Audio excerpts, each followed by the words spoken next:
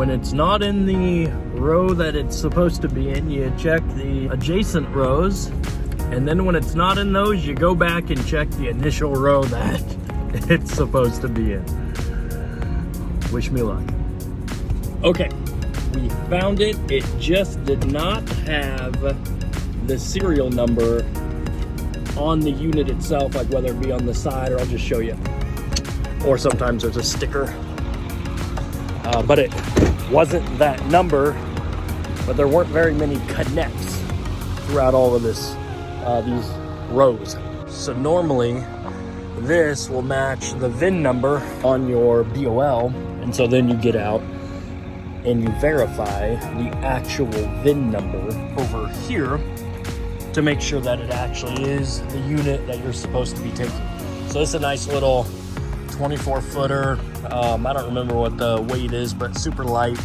So again, I try to keep them under 10,000 pounds GVWR, so they're even less than that empty, just to not put as much stress on the old farm truck. But now I'll go around, take pictures, and get this thing set up, and we will be on the road to discuss the best places for overnight parking to get a good night's sleep. See you in a minute.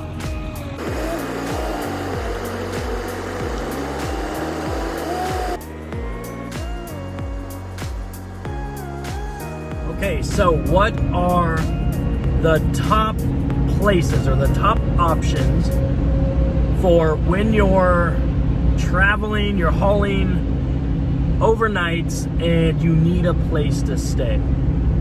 So I'm gonna dive into the ones that I know of, and if you can think of some that maybe I didn't mention that I'm unaware of, drop those in the comments. I'd love to hear of great places that you stay, particularly for the RV transport side of things. So number one, the obvious, truck stops. Number two, rest stations. 3, on or off ramps. I've never stayed at one of those. I don't think I ever will. And then 4 being, we'll say, like bigger retail parking lots, whether that be like the Cracker Barrels, the Walmarts, just a bigger parking area. And then obviously hotels. So let's dive in right now.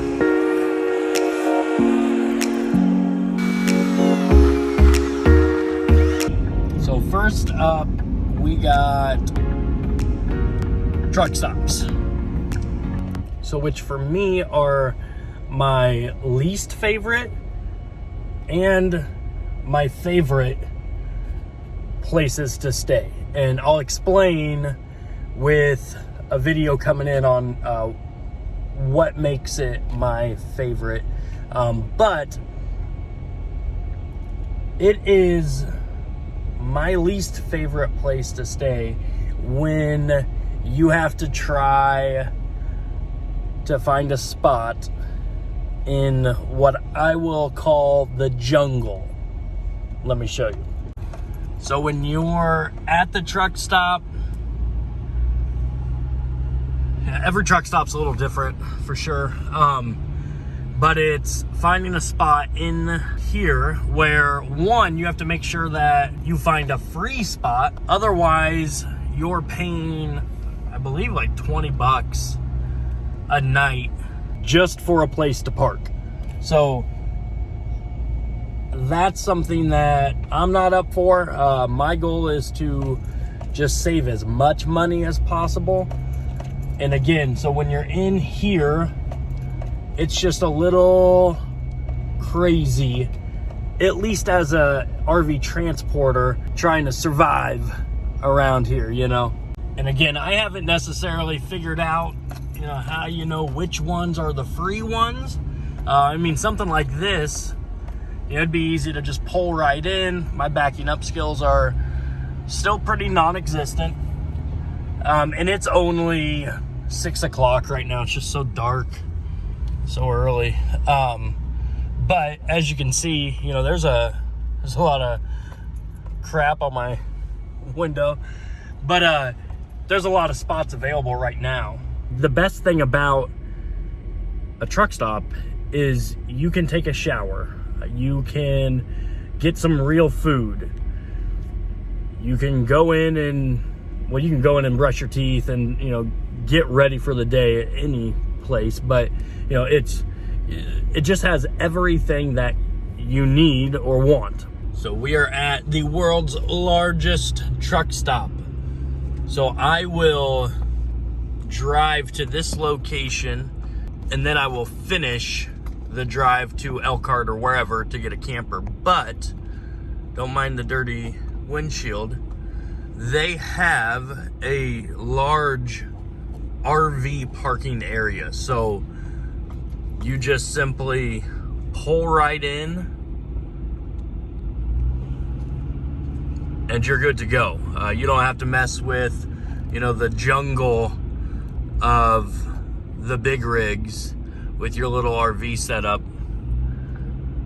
Just a nice setup. And then even if this gets overfilled right here, there's all of this parking. So it's common at night, you know, to see just a setup, you know, parked right here. I'll typically park along the outside of the parking lot when I'm unloaded.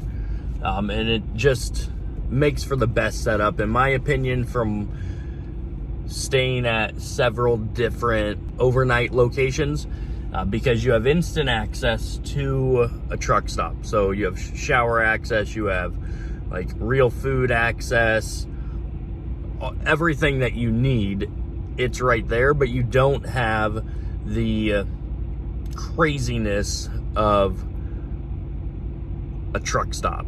So if there's truck stops that don't have that RV parking area, then I'll typically not stay there. I'll find something else that's close by, or I'll look at kind of the car parking area and is it feasible to park there so I can still tap into the amenities of a truck stop. But otherwise, I do not park in the back with the big boys. No way. Now we have rest areas. So this is my second favorite place to sleep. You're going with the truck and the car pulling a camper instead of a truck pulling a camper sign. But you can see when spaces are full, you're able to park pretty much anywhere where there's space. I've actually stayed maybe at this one, kind of right where that guy's at, or in between those guys. And for whatever reason, it is not that busy. It's about 7:15 at night, so maybe truckers are still out doing trucker things. But rest areas are easy pull-ins. Now, some of the benefits to staying at a rest area is obviously you have access to a bathroom in really close proximity. I mean, there's some bigger rest areas where you may get the last spot and it's a decent little, you know, jaunt to get to the facilities. But for the most part, like, you're right there. If you need food, most typically have vending machines. And really the only drawback to them, I would say, kind of similar to truck stops, are you're gonna have bigger rigs pulling in and out, not nearly as much as a truck stop, and then just kind of the lighting. But if you have your WeatherTech shades, then you don't notice any of the lighting. You have total privacy in your truck. The only other thing I can think of from a personal standpoint that I like about rest areas is when it's warm out, I like to start my day off with a daily dose of medicine, aka working out. And so there's typically a nice grass area. You can utilize benches. I've utilized my truck, you know, just getting the day started with a nice little workout is something that's easy to do at a rest area. You know, you try to do that at a truck stop and you just look like a psychopath. Yeah, I mean, if you still want to do it. You know, it doesn't matter what people think about you. But the rest areas are just nice because you're outdoors. There's grass, there's trees. It just helps when you're not in, you know, negative temperatures. So on to the next. But if you have any tips on, you know, staying at rest areas, let me know. Put it in the comments. You know, maybe there's some things that I'm looking past and you have more insight, and I would love to hear it.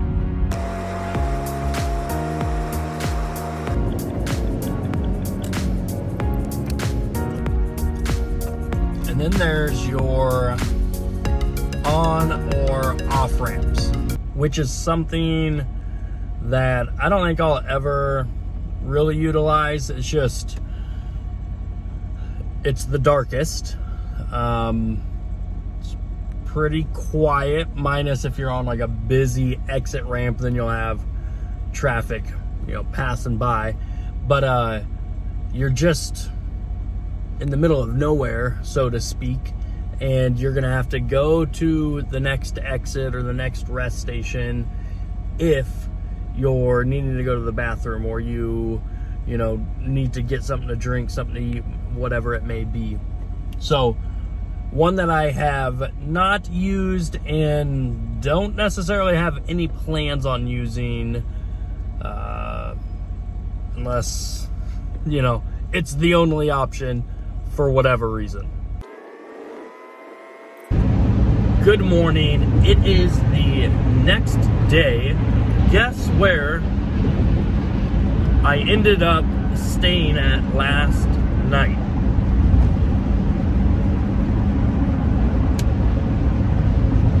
Never stayed there before. Again, I don't think I ever would unless I had no other option. And on the stretch of I-80 that I'm on right now, truck stops are far and few between, and the rest station that I was actually like had in the GPS going to was jam-packed, full as can be, like trucks parked basically like on the on-ramp, halfway, what seemed like hanging off into the interstate. So a few exits later, I give up and I stay at an on-ramp just on some random highway road exit. Wasn't too bad. It was super quiet, obviously. And again, the only issue is, you know, what do you do when you wake up and you got to go pee? You're not in walking distance to a truck stop or a restroom. What do you do? I don't know.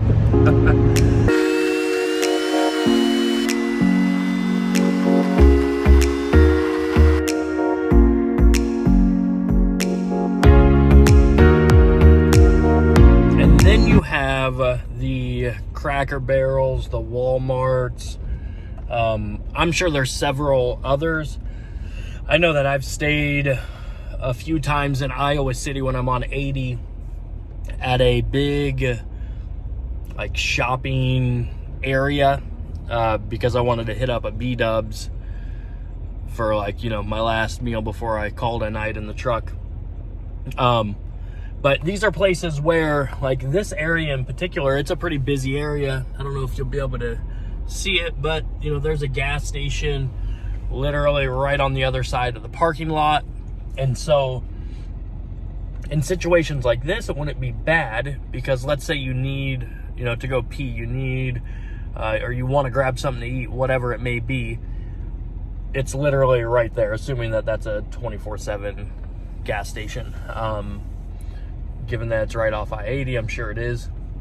But those would be concerns that keep me from staying at places like this, is just, do I have access to food, water, a bathroom, things that make it to where I don't have to make another stop the next morning at the next exit or whatever it may be, where I can just be as efficient as possible when I'm on the road.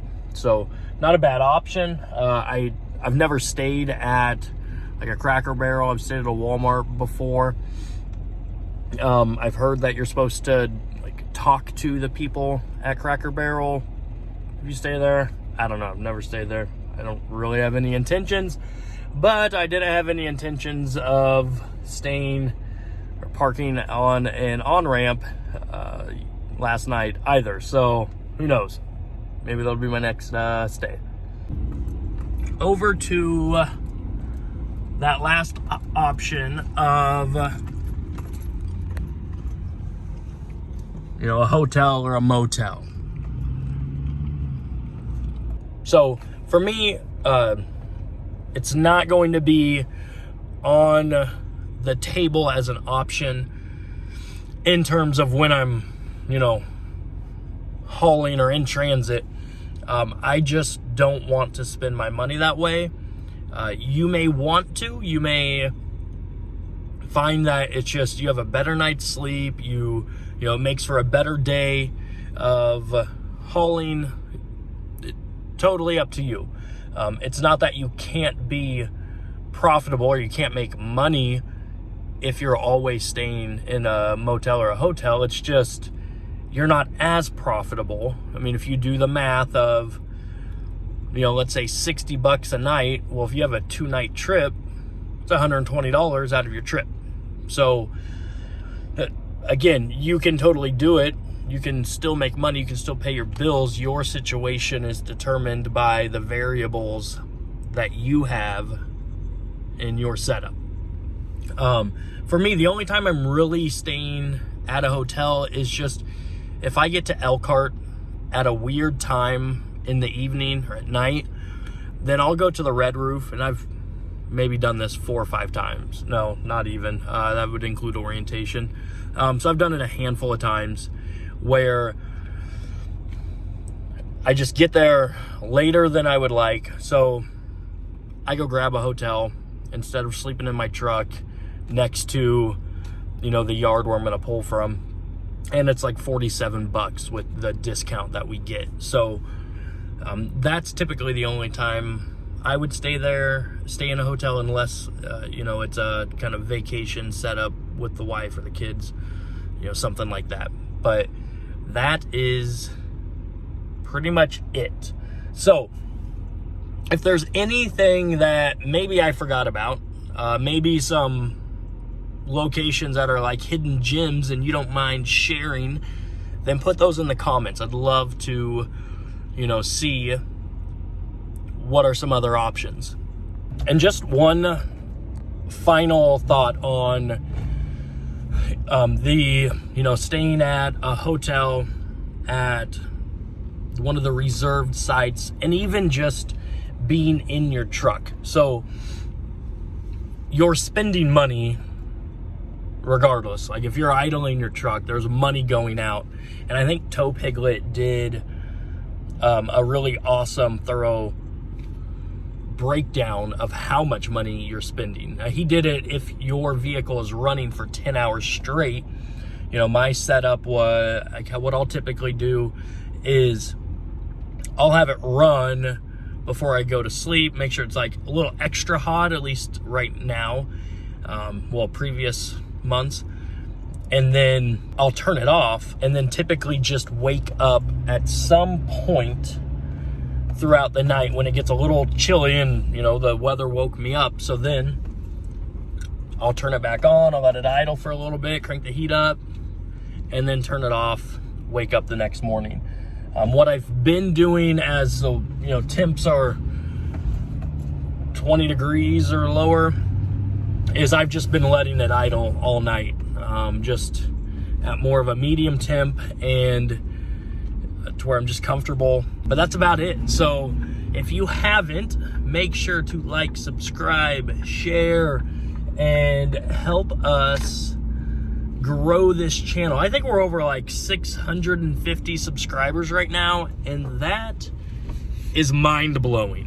So big shout out to Fair Winds and Traveling Seas for giving me a shout out, because that really like launched the growth of the subscribers. And yeah, so if we can keep growing this and you guys keep finding value, I'd love to keep doing this, you know? So let me know if there's anything you want me to specifically go over, and I'd be more than happy to. All right, man, until the next video.